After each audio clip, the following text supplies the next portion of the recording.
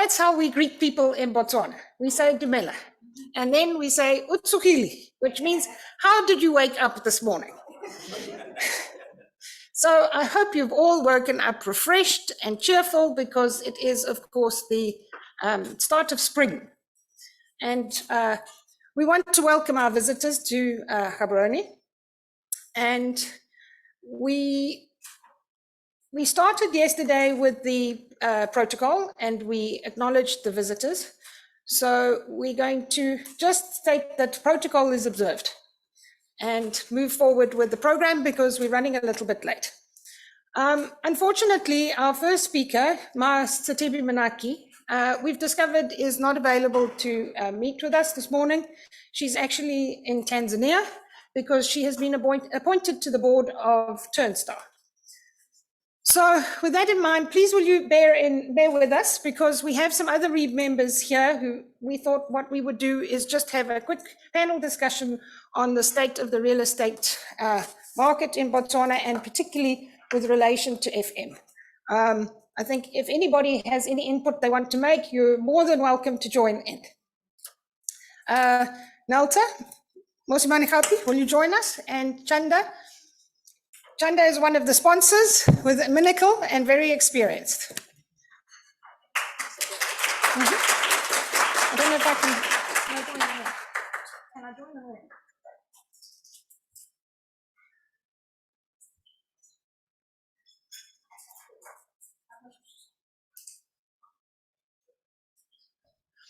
So, can you hear me?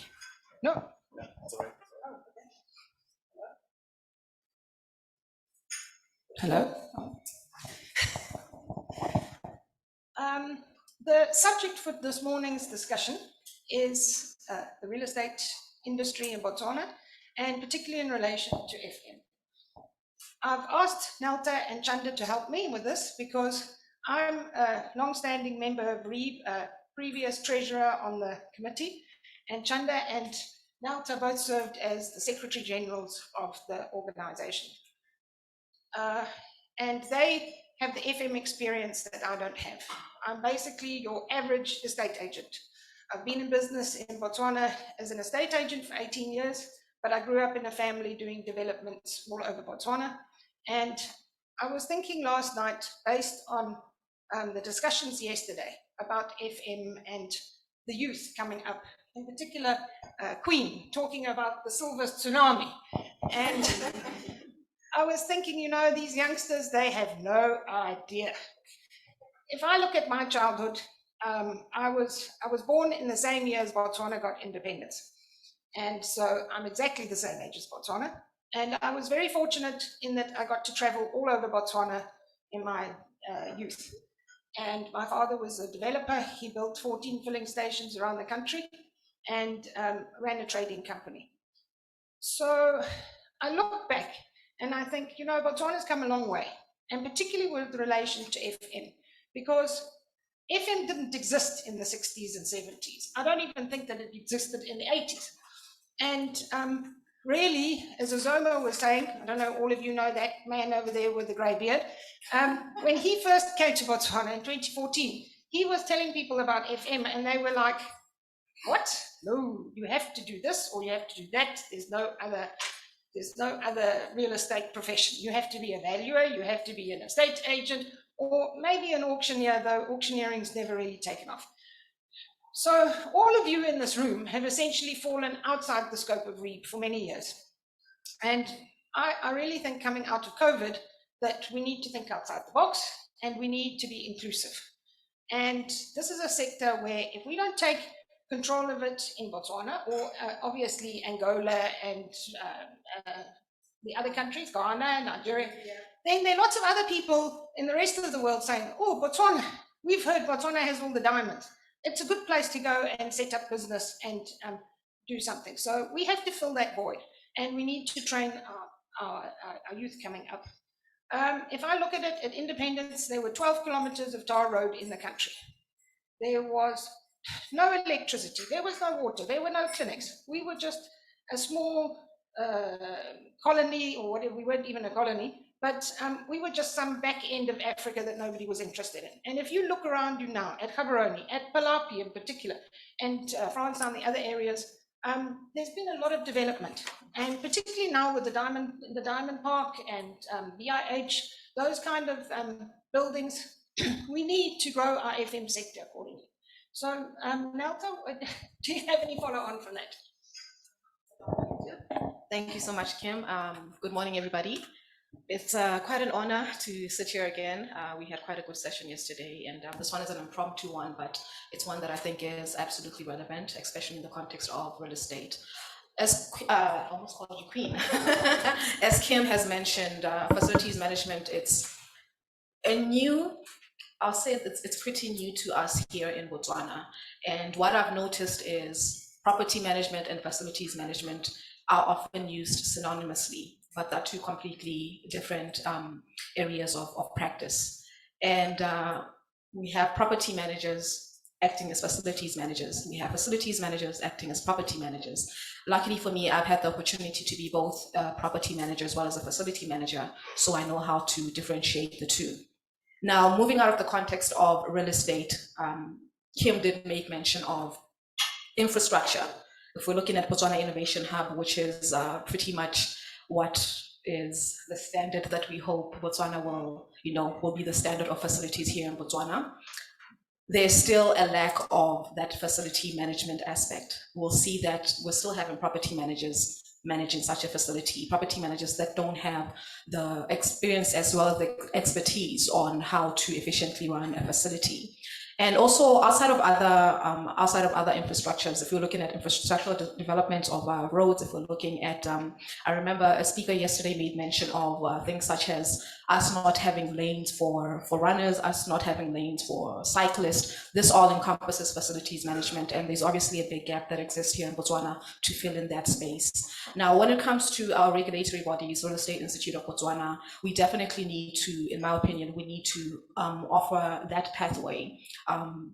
Besides property management, we have property agency as well as property auctioneering, but we do not have facilities management as a pathway. And that's something that we need to introduce, not only for the sake of Botswana, but also to align ourselves with international standards. If you look at the real estate, the Royal Institute Chartered of Surveyors, they do offer facilities management as a pathway, as well as property management, which shows that there's a distinction between the two. So there's quite a lot of work that needs to do, especially when it comes to education and training. A lot of work needs to go into training prospective facilities managers or those already operating as facilities managers on what exactly that job entails and how to separate it from managing of a normal property and not a facility. So I call out to those who are in education, Chanda, medical academies. I'm also in academia, and these are things that we need to work on to contribute to the improvement as well as the elevation of facilities management. And I also call out to practitioners to rally behind the Botswana Facilities Management Association. This is a brand new organization, and they need us as much as we need them to make a change in our industry. We need to make sure that we are accredited and we're registered with Botswana Facilities, BOFMA, Botswana Facilities Management Association. We also need to actively participate. Let's not just get our membership certificates and take the back seat. Let's get our membership certificates, but also shape the way in which the organization is run and make sure that it is in line with the international standards that we see. Thank you. Thank you. Thank you very much. That was a nice summary. Chanda, do you want to give us your foresight on where we're going with FM in Botswana and what we can do to make it a very serious career path for the youth? Good morning. Good morning. Good morning, Kim, and thank you for the opportunity to participate this morning. I'm just going to give a quick overview of my career. I started my career in Botswana as a property manager many years ago, and I worked for the property management companies, the big property management companies. I worked for BIFM, I worked for Kumo, I worked for RDCP. And subsequent to that, I moved to corporate real estate, which quite commonly in this country is interchangeably, used with facilities management. So you find that a lot of the time the term is used, that is used as facilities management. So this is where you are managing facilities or property portfolios of people who are not necessarily invested in property. So for example, I moved to First National Bank, and then later moved to Stanbic. That was my last job, my last formal employment as the head of corporate real estate at Stanbic Bank. Now, what I've observed with regards to FM in particular, and allow me to interchangeably, use that with corporate real estate, is that this is a very immature area in Botswana, where there's no, in terms of perception, a lot of people don't view the sector as any weighty sector. So in the banks, for example, when I worked in the banks, one thing that I realized is, what a lot of the time, people who were misfits or possibly not excelling in other banking areas were then delegated, where can we take this person? And then the first thing is, let's take them to FM, take that person there. And this person barely knows anything about buildings, about the building fabric. They're barely interested in this thing. They were perhaps somebody who just works as a teller and who just likes their money, but they find themselves now having to take care of buildings. And that's how it was. So throughout my 10-year career in the banking sector, where I worked in this particular field, that's what I used to see. I'd find myself being the only person who's trained in buildings, and I'm working with a team of people who are coming from everywhere else but buildings, and they're supposed to be taking care of the FM. And that's just the general outlook. I'm painting this picture to show how organizations and entities, and generally in Botswana, how we perceive this thing. It's, it doesn't matter whether space, as I mentioned yesterday, is the third highest cost center. And it doesn't matter that space is your comfort. I mean, people stay in their offices for 8 hours a day. And that is the most active time of their day, because you're outside the 8 hours, you're either sleeping or about to sleep. So this is the time that your comfort matters the most. But we then delegate the one person who is incapable of doing one job. We send them to do this FM to ensure that in terms of your air quality, we get the right air quality. In terms of your ergonomics, where people are sitting, they're sitting properly. From a space planning perspective, somebody was talking about space planning yesterday. From a space planning perspective, people are sitting adequately as they would, but we do just send, organizations just send any other person. And I've observed over the years that gradually, as we're getting graduates, now it's becoming more difficult to absorb them into this field, because we have some of these people sitting in these organizations occupying these seats and still this is perpetuating. So we've got a high rate of unemployment. We've got semi-qualified people in that, they're qualified graduates in real estate and other fields, and could be grown into facilities managers, but there's no space. So that's where we find ourselves right now as a country. Kim, one of my key concerns, okay. Are we running out of time? Okay, so I'm just going to give a quick overview. So as facilities management is growing in this country, one thing that I've observed now later in my career, Kim, I'm going to talk about this very quickly. I'm now actively running a property management company, and one of our core focuses is development management.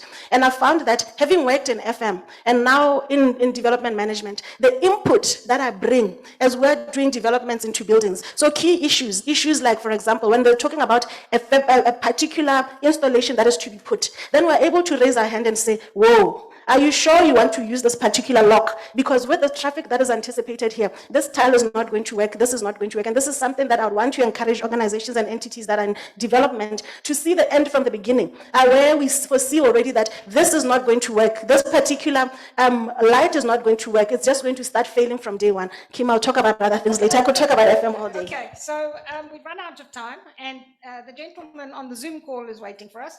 So we can take it to the tea break, guys. Later, we can pick up this conversation. But thank you so much for bearing with us.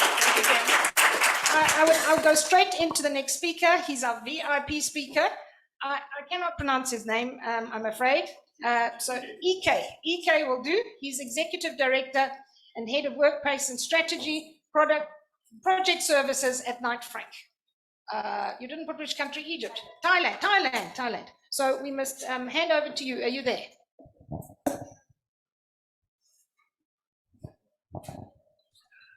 Hello. Good morning. Hi. A very good topic indeed. In Thailand, we also discussions about this quite a lot, about what FM is, but I'll leave that to you today. Actually, today I'll be talking about workplace and FM in ESG reality.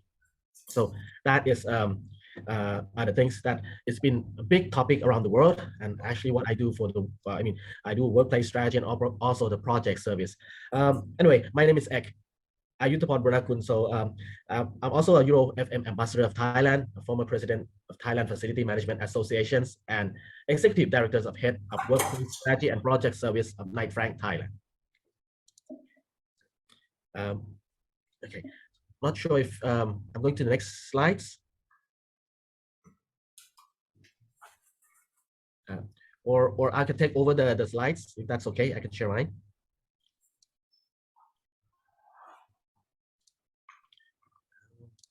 Sure. So I think you need to allow me to share the slides. The host have to disable the sharing screen.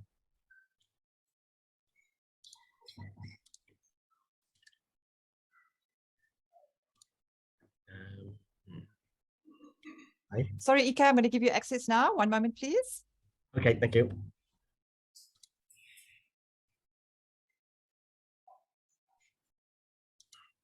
Access granted. Lovely, thank you. Okay, so bear with me 1 second.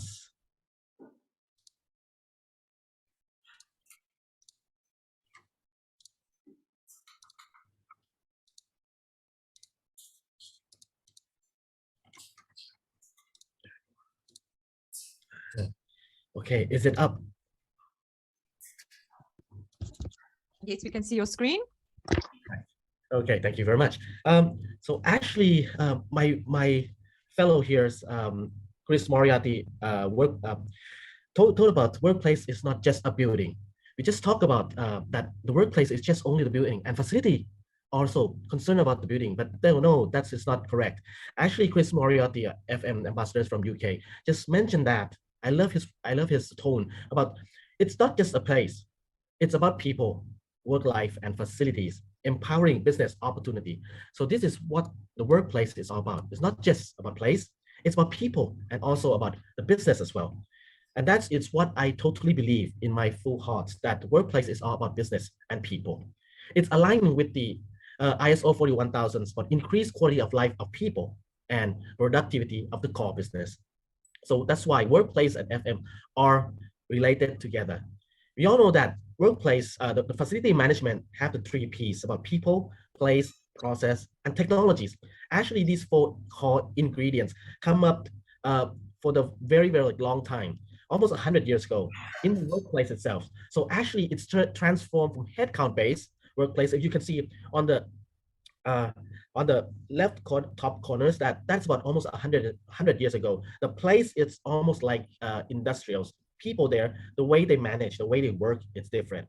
The technology is that the computing divisions, and the process, of course, the way it's quite very, very top-down decisions, manage and control. If you've seen on the right-hand side, Workplace 2.0, that's about 1970s, where the computers is introduced in the world. Everybody, people at that generation's baby boomer have to work out on that machines, and the office landscape has changed to cubicles.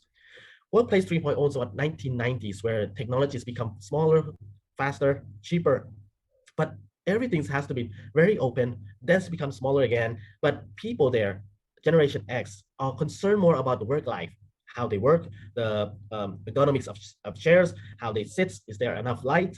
So these are the things that we call headcount based, where you have to go to the office using these computers and facilities. And today, actually, it's become mobilities. It become more activity-based workplace where you can work anywhere, anytime. And same like today, I can speak to you from Thailand and you're in Botswana, where in the past it's very, very difficult to do it. We transform from a very design language of the cubicle space into more agile, open, and funky workplace. It's transformed that to match with the work styles and the generation workforce as well. So it's not about just to support the business, it supports the people at that time, at that generation. Indeed, this has been transformed until the COVID-19 has impact all over the world. I've been talking this quite a lot before the COVID impact, before the pandemics. I'm trying to change corporate real estates change the footprints, change the landscape into more agile, more activity-based, but it is very difficult. We don't have trust on working across the boundaries. If I cannot see you, I don't trust you at work. But the past 2 years, we have been forced to work at home, work anywhere that we can't see each other, and the productivity there is almost the same. It's changed the behavior, the way of work, like especially in Thailand. I did the research in the past 2 years, in 2020 and 2021, about how do you going to change their behavior or coming back to the office. Actually, it's been changing. In 2020, going back to the office every day is about 24%. But right now, about just only 6%, 18% reductions in the workplace. But the thing is that in 2020, about 22% said they would like to go in the office at anytime they want. So it's non-fixed. But today, it's climbing up 13% to 35%. People want more the flexibilities to go in any times in the office. The office landscape will be changing from headcount-based more into activity-based. There's also a future need about what they need in the workplace. So facility management have to understand what they actually really need. The global cannot tell you as a local what you want, what you need. Facility management have to understand, have to engage each people, what do they need? And it's the 2020 and 2021 and 2022 would be totally the same. Facility managers and workplace experience managers have to come up with all the engagement to understand the behavior that's changing rapidly of the organizations. The changing in the work styles has been changed, I mean, in many big organizations. In this slide, I just want to go through that. There are changing, I mean, a big company, that's what you've seen around the world, has been adopting the changing of the work styles into activity-based, into mobile or hybrid working. If you can see that there's in workplace strategy, in every strategy have a very good. It doesn't have to be one size fit all.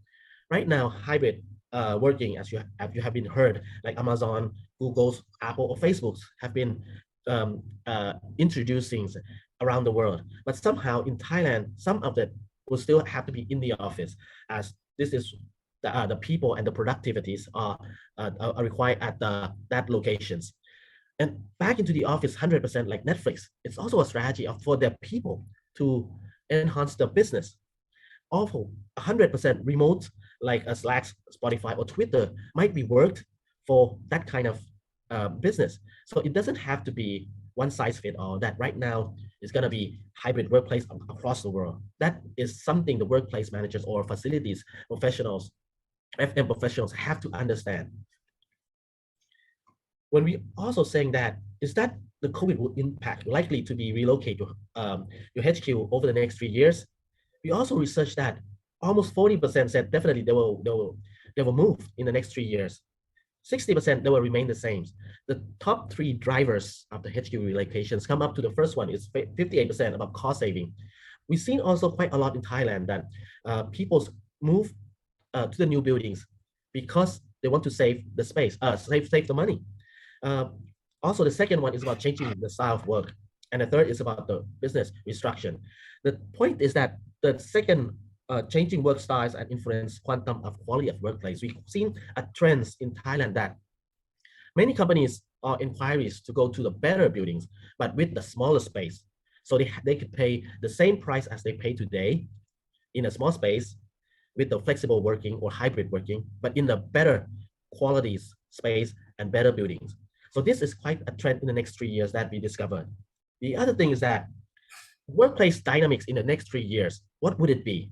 We can see that the green one, we've seen that desk sharing, hot desk, or collaboration space become one of the top of the list. So the activity base is there. The amount of space, if you can see also in the purple one, the reduction of the personal space and density of occupancy will be reduced significantly. But the thing is that if you've seen the top, the 51% using of data to make real estate or workplace decisions, that is something coming along. I've been doing the workplace strategy for the last 20 years. The data is very, very powerful to convince the corporates, the management, to understand how we used it. We come up with the time utilization study. We come up with the workshop, employee engagement workshop. We also interviewed executives on what are the trends and what are the needs in every year about the workplace that support the work behavior and make them more productivities. This is a very, very important for the facility management and the workplace managers to do it. It's definitely changing a workplace a space, a changing of headcount-based workplace, like a one desk for one people. If you have 100 people, you have 100 desks. Applying rule of thumb, 10, 12 square meters per person, and then come up with the 1,000 square meters. It doesn't exist anymore. That has been transformed more into activity-based workplace, like what I mentioned. If you're seeing the red, it's become more sharing ratio, a lesser on fixed desk or dedicated desk, and larger space for collaboration or sharing. In this activity-based workplace, normally could save up to 20 to 30% of the footprints. While experience-based workplace, where what I call integrating more technology into it. So people, place, process, and putting in more technologies, having hybrid workplace, having technologies to book your room, book your meeting rooms, book your desk, or even people wayfinding, all these applications that to enhance you to experience best and empowering the work-life experience in the workplace. Typically, that would save up to 30 to 50% of the footprints. And indeed, like what I mentioned before, the data statistics saying that it's transforming from headcount-based more into activity-based. This is something that corporate real estate and also the building owners have to understand and prepare for the impact. Some of the case study, this is what I did for KPMG in Thailand. We are doing the workplace strategy and also change management to the team. Actually, it's about 12,500 square meters, 4 floors. We're doing a strategy. We challenge a lot with the CEOs and C-levels. We do a lot of workshops with the team. We do time utilization study with the team, with the staff, and we can reduce up to 1 floors. So about saving about 3,000 square meters down to 2,000 square meters. So what they're saving is the footprints. Actually, we also changing the landscape of the workplace, very traditional. If you can remember, that's about the workplace 2.0. We transform them into workplace 4.0, where they can sit anywhere they want. They can have a room booking system. Managers, executive directors or partners doesn't have their own fixed offices. 80 partners have a share of 40 offices. That can save up about 1.3 million euro per year. And the return on investment, of course, about 10 years. This is about, they're going to stay there for about 12 years. So this is what facility managers, space management, workplace manager have to be focused in this as a part of our professions. We also do a surveys about the global surveys. We're seeing that trends in 2020 and 2021, comparing to the 17-18, actually, the brand and image coming up as a first from the second. The cost reductions also coming up. Well-being is also pushing up. Talent, attract and retain. The talent wall has been down from the first priority in 2008. In 2017.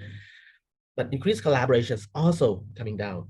But what you don't see in this slides, number 10, is the ESG. However, we also do a work. We haven't come up with the new report yet, but we do this research and survey. The number 10 is ESG. Most of the companies will be coming up to the top 5. So ESG, environmental, social, and governance, is very, very important in many corporates. Net zero carbon targets has been pushed after the COP26 last year. So when I ask, when we do the surveys, we ask that how many of the carbon footprint targets in the companies, actually 40s have put as a target already. 38% haven't done anything yet. 22% they have no idea what that is. So this is what we do foresee in 2021. But in 2022, this year, actually it's going to change quite significantly. We also see that it is very crucial about the carbon footprint, the net zeros, that will be impact in the decisions of choosing the next real estate. So if buildings have designs based on a green building standard, corporate real estates will tend to move into it. A great impact will be moving in more into that type of facilities. Of course, according to the United Nations, UNCE, UNEP, it's showing that building and constructions took up the most energy at 36% and emissioning the CO2 at 37%. It's the number one sector that consume energy and also emissioning the CO2. 6%, it's about the constructions, it's about building constructions, while 30%, it's about operating the existing buildings. This is very, very important. Facility managers have to manage the energy as well as the CO2 emissioning. And if you can see that about 30% or 30% to 31%, that is something about building operations that we need to look after it every day. The question is, how do we reduce it to meet the net zero carbon footprint? As you can see that right now, all the world has been reducing the emissioning and also the energy consumptions, while the floor plates has been growing up, and also the countries that have the building energy codes adopted in their countries. This is a significant information that facility managers is not just only looking at the building anymore. We're looking at the energy consumptions. We're looking at how the people works, how the people well-being in that space and emissioning CO2. It's become more and more of the engineering and architect. It's becoming more on the strategic side of how we can save the world. It's been quite a number of significant building rating system around the world. In Thailand also, we have TGBI or Thailand Green Building institutions that having these coming up and adopting. So I believe that in the near future, Botswana will have their own building rating system soon. As we can see, the world of the green building is also aligned with the UN SDG Sustainable Development Goals. And more than half of the 17s, it's about the building, and facilities managers have to look at it. Another example of the Google's has come up with the new campus in California about sustainability. The facade itself, the skyline itself can took up more. The ventilation system use 100% outside air coming in, or the carbon footprint energy of 90% of the times. So actually, right now the building is designed around the not only to make it look nice, look good, but it's also make it to be more sustainable. The thing is, facility, if we're going to manage these facilities, how we can capable with it. Like I mentioned, environmental, social, and government, the ESG will be coming up in the very next few years. A lot of countries has been committed to join into 2030, Thailand's 2050 to be carbon neutral Thailand, and in 2061 will be net zero emissioning. Of course, I believe that we all have the same passions about looking after pace, people, and process, but now we're looking after the world itself. As a facility manager, is also not just a building, it's about social. So actually what the people want in the corporate real estate is very important to me. We do also conduct some of the surveys around the world that what are the workers, employees need. Of course, number one still be food and beverage, free food, free beverage. On-site gym facilities, cycle storage and facilities has been talked quite a lot on that. Facilities support mental health. It has been raising up. Back in 2010, no one talked about this at all. Healthcare facilities.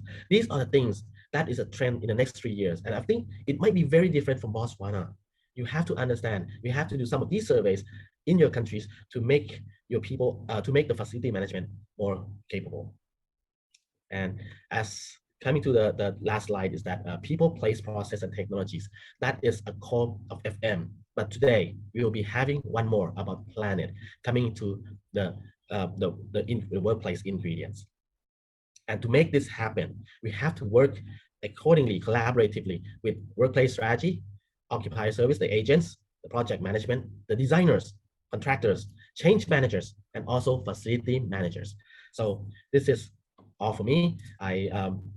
We still thank you for having me today, and I'm sorry I couldn't be there with you. I would like to be in Botswana, but in some accidentally circumstances, I apologize for that. Thank you very much.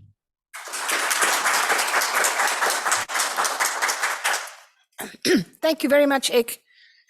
I think that it was really interesting hearing how different life is on the other side of the world to Botswana. I found it particularly interesting that when you did the survey of people's requirements, cycle storage space was very high, 46%. And I look at it in Botswana and we all sit here and say, well, that'll never be a factor in any of our FM. But when you look at the price of fuel, everybody drives their Honda Fits. But I noticed, like in Pakalani, there's a parking lot next to the roundabout where everybody parks their Honda Fits and then gets on the combi to get to town. So I'm thinking that maybe it's not so unreal that we would land up down the line having those kind of requirements. And it would be really interesting if somebody did a survey here on what was important to the people working, particularly in CBD. If you look at the traffic trying to get in and out of CBD, I think that it's relevant. Anyway, I'm moving on to the next speaker because we are short of time, unfortunately. Zoma, are you coming? Zoma Angom has studied in America. He has worked in the FM and real estate industry in both Nigeria and Botswana, and he brings his own unique take on everything to the discussion. So with no further ado, I'll hand you over to Zoma.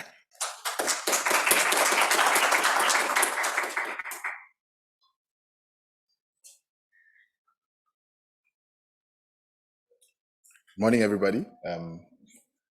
I don't know if you can hear me without the mic, so I can just walk around. Is it okay?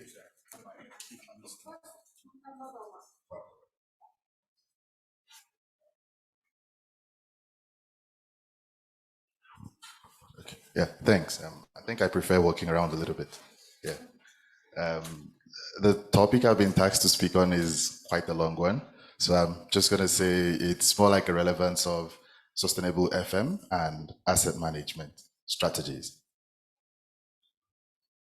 And I'll try as much as possible not to bore you or over-labor the things you already know, so we can move as fast as possible. These are the focus areas I've tried to cover in the presentations. Just brief overview of asset management concept, the styles and sustainable FM practices, and how to achieve them, and also their upsides, and ending up with the relevance.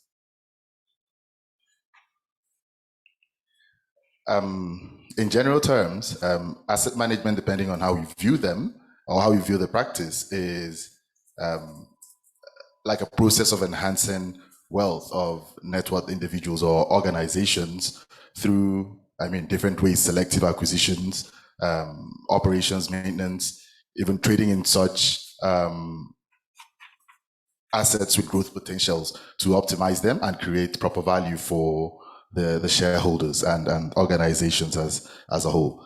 And asset management, the meaning, it's quite broad in context because it cuts across different organizations. It depends on the asset being looked after. That's what actually determines the clear definition you will give it, the context at that point. You would have more like the fund managers, equally asset managers, but what they manage in this instance is the cash that has been given to them by the shareholder, the investors, to create value and generate more wealth for them. And one thing, I listened to the discussions that they were having, Neltha and Chanda and Kim. It's very important to understand that asset managers are not property managers. They play two different roles, two different functions, and they are also not facility managers as well. So they have their own role to play in creating value and generating returns for the shareholders. And in this context, we will focus more on discussing asset management from a real estate perspective. The definition I gave it principally is just that asset management from a real estate perspective deals more with constant monitoring and management of activities in the property sector to achieve a couple of objectives: reducing operating costs as much as reasonably possible without compromising quality of the building and operations, maximizing revenue generated by the property, and also trying to optimize profits for the shareholders or investors, as the case may be. And one important thing that they always aim at doing, which is not within That's where the disconnect is, and that's where you then have the property managers and the asset managers interface, is the need to make sure that the occupiers of those buildings, who are principally the ones paying, are 100% satisfied with the level of service that they get. It is very, very critical. So the asset manager tends to put it in his strategy, but we all here as FMs are the ones that actually go ahead to actualize that. So in order to create optimal value, it's important for an asset manager to have a broad knowledge of the particular asset he's been tasked to handle or manage by the shareholders. In this instance, our case would be property, real estate investment, and understanding the physical conditions and characteristics of those properties will actually help you decide on factual decisions on when to upgrade to add values, because that's where they also interface with the property manager to understand what the market says. You can look at your asset losing value. The property manager can come and give him an advice on what is actually obtainable in the market. At that point, because the asset manager is the one tasked with the role of optimizing, creating value out of that property, he then goes back and wears his thinking cap and thinks, I'm going to ask my principals for X amount of money, capex, to inject in this property to bring it to a certain level of quality, so that two things. And while he's making that decision, he's thinking about two options, two things. Either he's doing it to improve on the stream of rental income coming back into the port, or he's actually creating capital value for that property and preparing for exit strategy for the shareholders. Another key thing that they focus on is the standard of the quality of the property management service that the property manager provides. Because at that stage, it becomes the asset manager's responsibility to make sure that the objectives are met. And that's why it seems like the asset managers are the bosses of the facilities managers and the PMs. But in real terms, they all collaborate. They actually work as a team to help the asset manager create value. Then we must not neglect the fact that brand reputation is critically necessary in anything we do.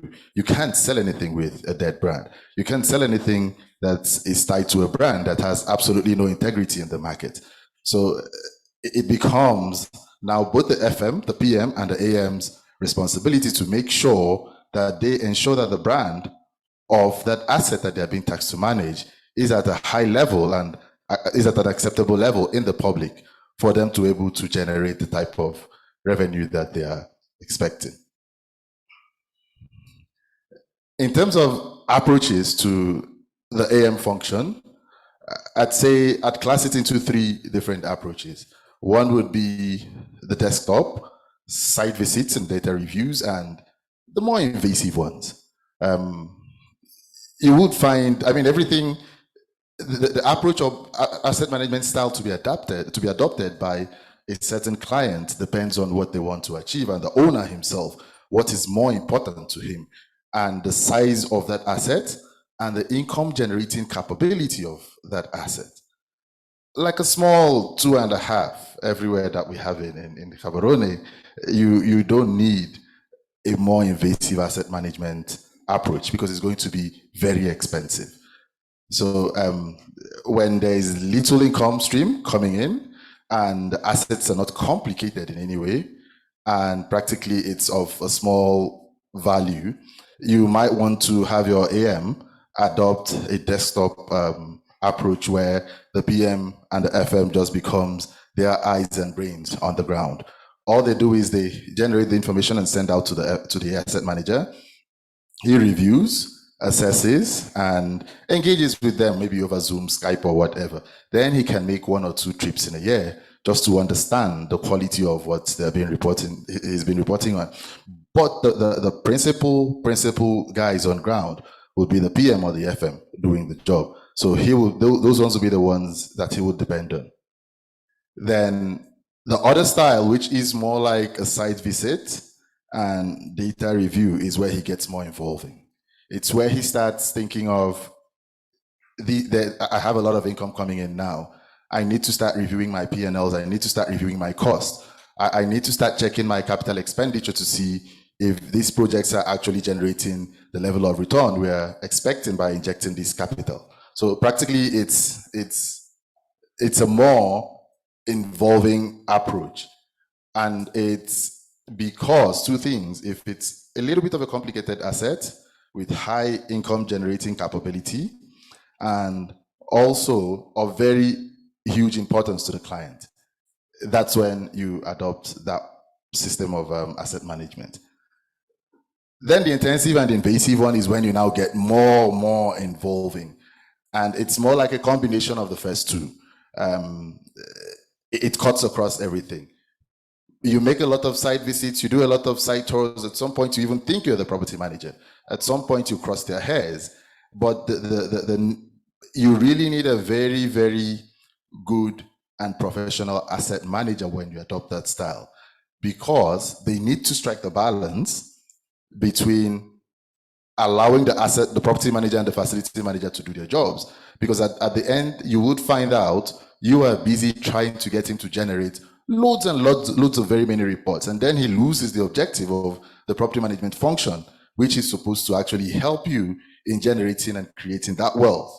So it's a very tricky, very, very tricky aspect of asset management style.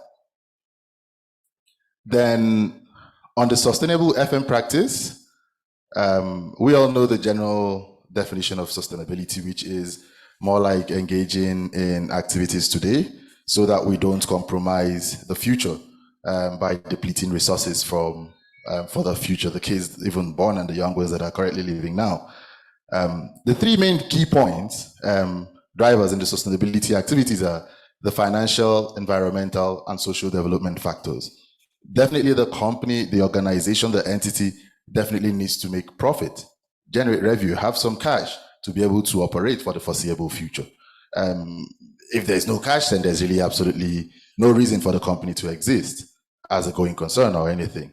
And they must, in any case, while hinging on the issue of bottom line, making profits, not become scavengers and looking for ways to make money at all costs, because they are taxed to remain profitable at every point in time. So they really need to be careful. There must be good ethical practices, good governance, and good guiding principles in what they do. Then on the environmental side, which is very, very important, and which is one of the things we are actually here today to discuss, is trying to make sure that we operate buildings in the most efficient way that also helps us minimize cost, avoid how we exploit the environmental resources, and also conserve the resources that we already have. Reducing embodied energy release in the environment, and also trying to reduce our carbon footprint. On the social aspect, that deals more with management's commitment to treat us, we all, you all, everyone, not just the employees, every stakeholder that participates in the entire asset life cycle for them in more ethical and humane way, and understanding that whatever brand that we are promoting to be recognized in the industry are driven by the people. So the people are the greatest asset any organization has. So practically they must, it's not even negotiable. You don't treat them right, they walk away. You end up in the office alone. Then when you start the jobs like 10 times more, you then realize there's something missing. There's a disconnect that you really need to bridge. In a nutshell, the sustainable FM practice is the process which is practically applied by facility management professionals in organizations to enhance their ability to achieve those three key goals listed out there.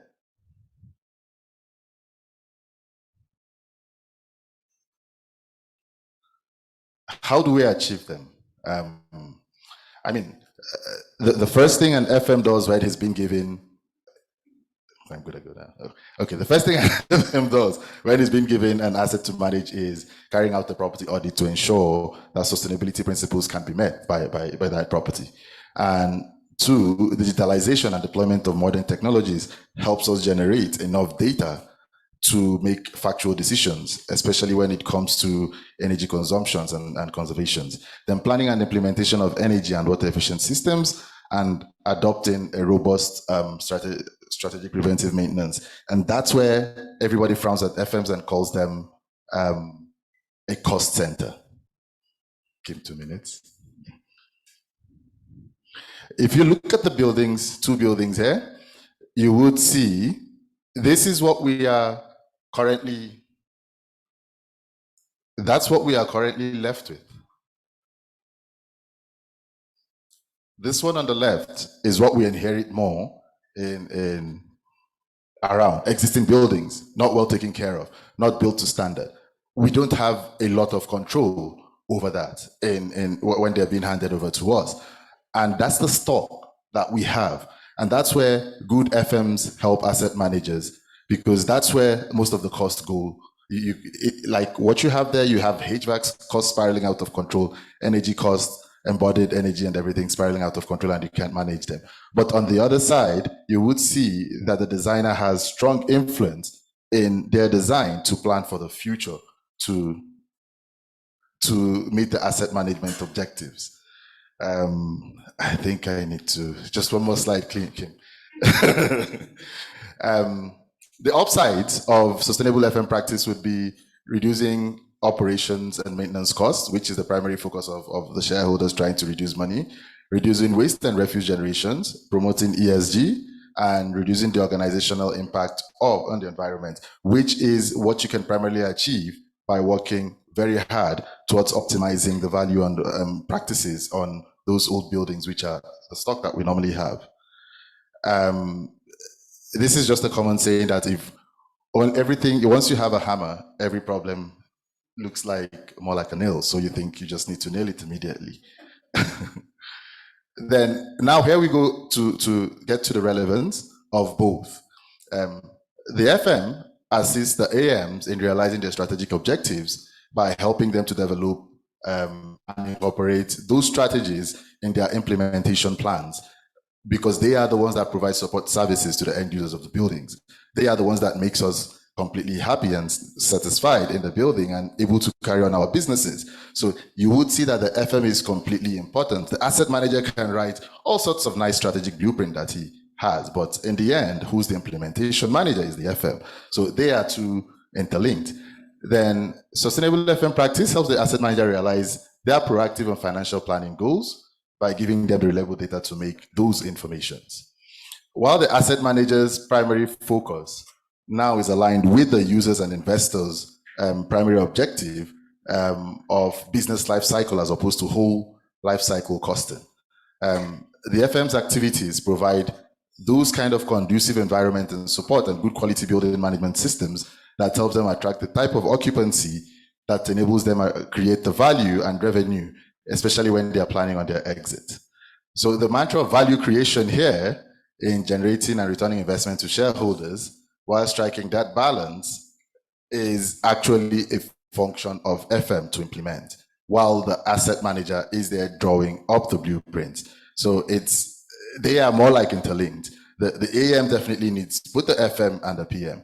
And we must be able to leave this room today knowing and telling the asset manager he can wear all sorts of fancy suits and ties and all sorts of presentations.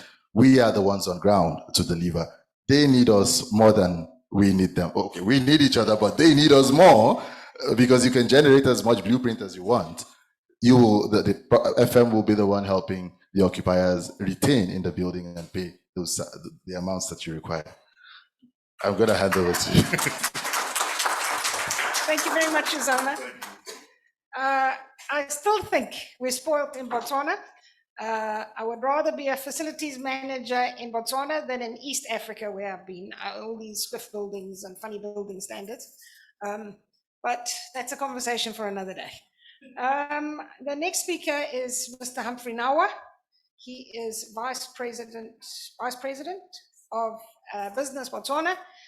For those of you who don't live in Botswana, it is an organization of private companies. They use it for lobbying, but he can explain it to you better. Thank you.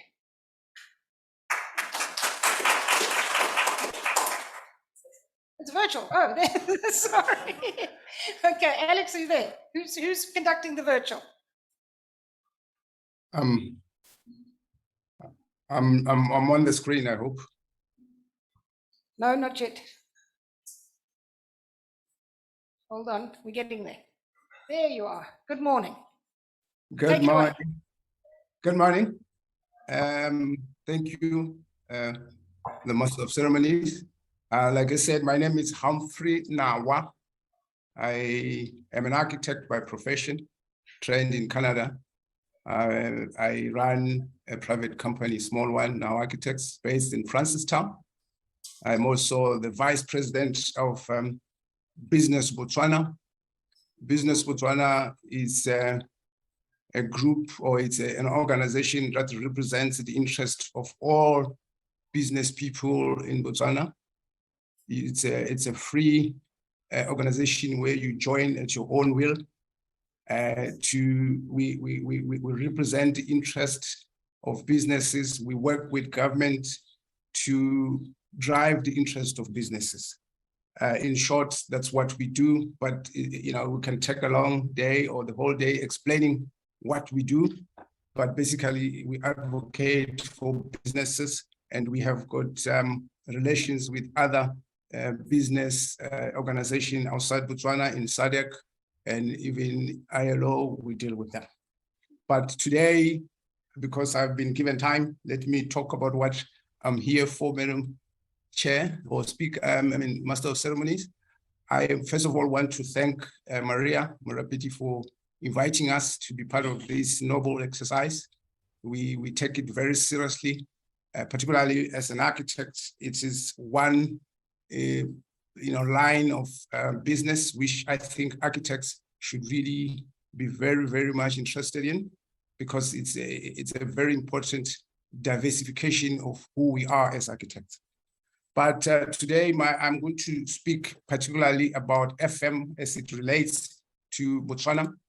I prepared a small, a speech or a small talk about what we see as architects, or what we see as people in Botswana as it relates to FM.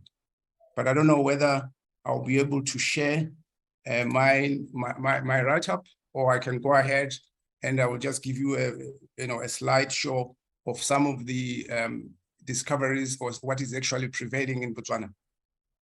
I will start by saying, as we all know, facility management is at its lowest ebb in Botswana because of lack of funding.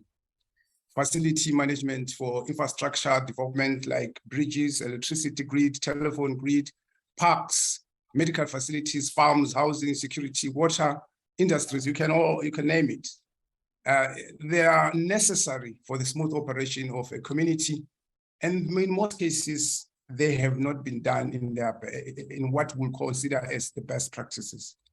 So facility management closes that gap between people and opportunities for food security, for shelter, employment, medical care, education, transportation, and security.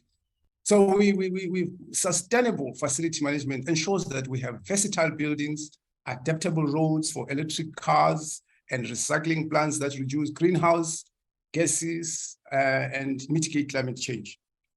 So in our introduction, we'll look at what really facility management does. We know communities throughout developing nations are facing unprecedented economic, social, and fiscal environmental challenges. That makes it difficult for public and private sectors to collaborate in business. Most glaring among these challenges is lack of infrastructure, especially in urban areas. These new forces, the forces of development, usually have different impacts in their myriad challenges. Facility management in Botswana is not only inadequate, it is also grossly non-functional due to poor management and decay. For communities to experience strong business growth, essential and functional infrastructures must be availed. Clean environment, functional facilities, concrete roads, steel houses, glass roofs, clean energy are important building blocks for economies. There are inputs for physical infrastructures, which are needed for smooth running of economy. Infrastructure enables trade, energizes businesses, connects workers to their places of work, move raw materials from production areas to industrial areas, creates a level playing ground for everybody and creates opportunities to succeed in business and protect communities from incest, natural disasters. Facility management, as we see it, is a profession that encompasses multiple disciplines to ensure functionality, comfort, safety, efficiency of the built environment by integrating people, place, process, and technology. Facility management is capable of contributing towards reducing facility cost, increasing the capacity to generate revenue, and improving the productivity, image, and core business of organization. The greatest challenges facing infrastructures development in Botswana right now is not infrastructure design, finance, or the availability of technology for construction, but maintenance of the existing infrastructure. Maintenance can help elongate the lifespan of infrastructure and reduce their demand. Most infrastructures in Botswana are in some state of decay, despair, or abandonment. We have the 10,000-seater stadium in Masunga constructed in 2003. It is in a derelict state because it is neither used nor maintained. The regional stadium for the Central District in Soruwe cost the government a lot of money to refurbish when it was only commissioned in the early 2000s. It has been left without maintenance for years. These are some of the examples. Even the stadium, the Molepolole Stadium, which is currently being used, it is not maintained. It looks very old because it's not managed.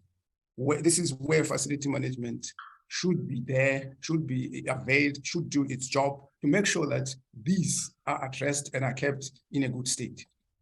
Without a strong maintenance culture, efforts at infrastructure development will amount to nothing. While the demand for infrastructure is increasing geometrically, the supply of infrastructure by public and private sector is increasing arithmetically. And in some cases, infrastructure provision remains stagnant, necessitating effective management of the available structures for economic development. The nature of infrastructure in Botswana. Infrastructure development is one of the bases of assessing the achievements of our government, and it is the foundation of good governance. The reason why a lot of people go to Dubai is not because Dubai has a lot of oil, it's because Dubai has a lot of beautiful buildings. The reason why a lot of people go to America is not because of any other thing, but the buildings, the roads, the language, and the freedom. And all this come from the fact that infrastructure is developed. You can tell that a country is developing by its own buildings, how they are maintained. If you go to any country and you see there are no buildings, then you know the country is not developing.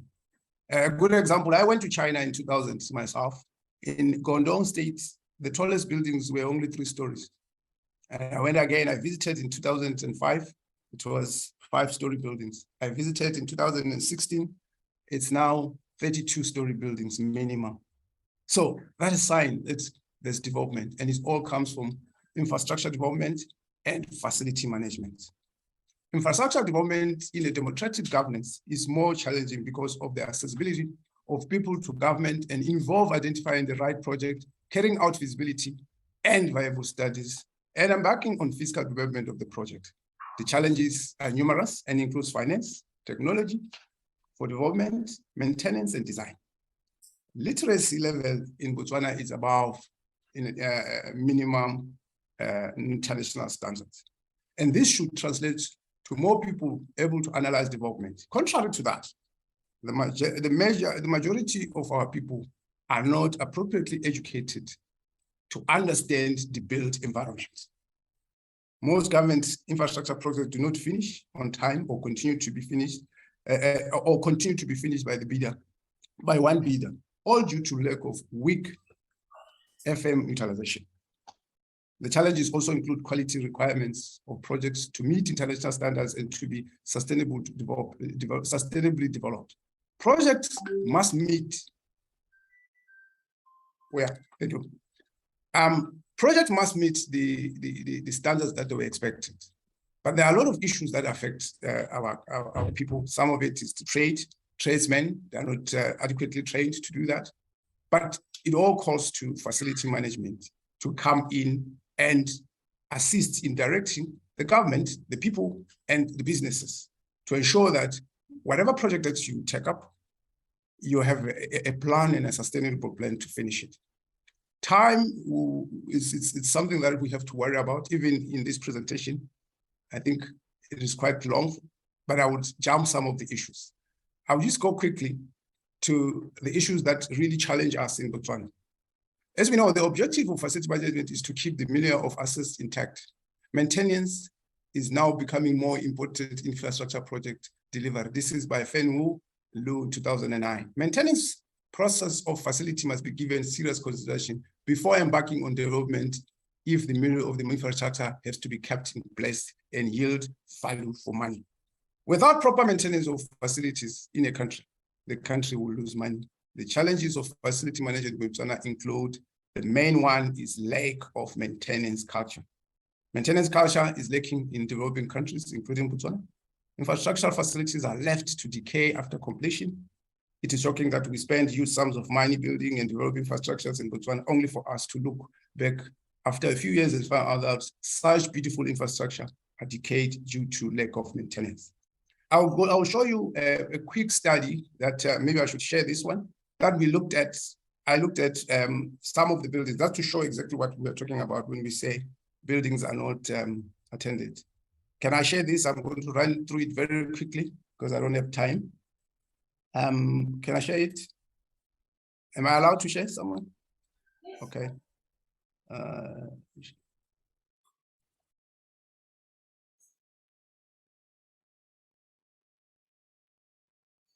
Okay. This is factors leading to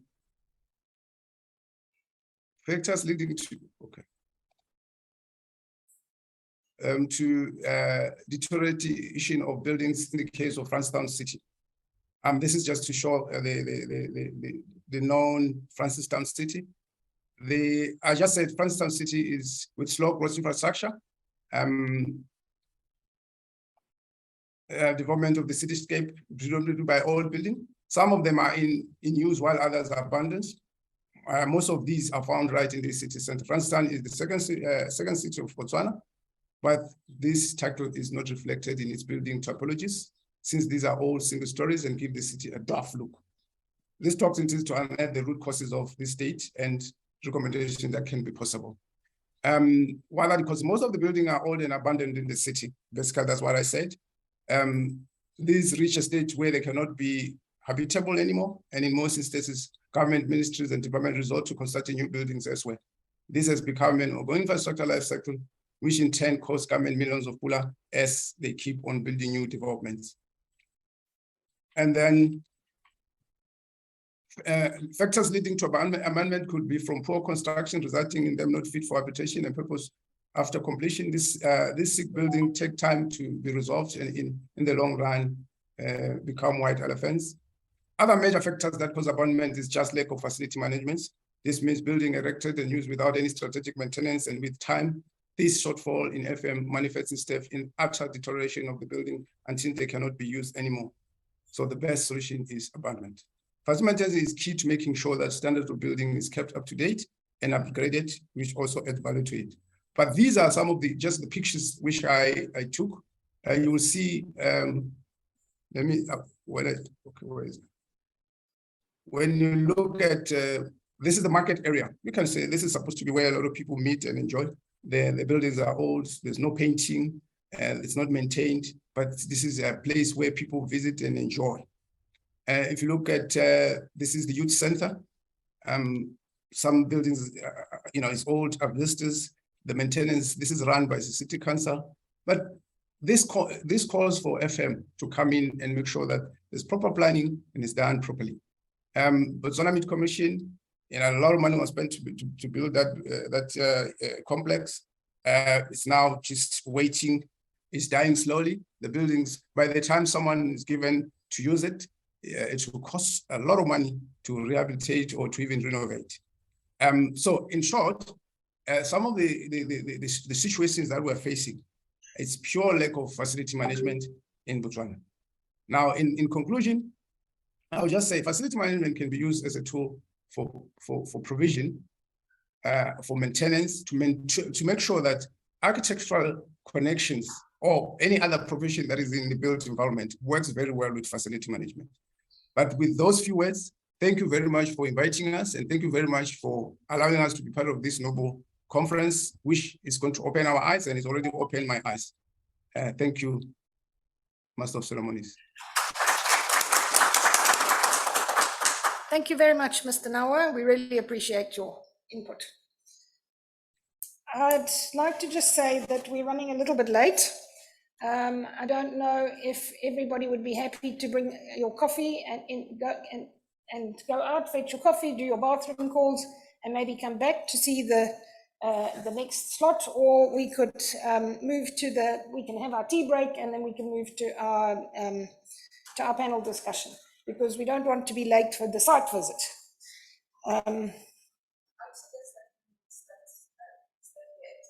11 o'clock. Okay, all right. So maybe we can have a tea break and we start here at 11 o'clock. Thank you.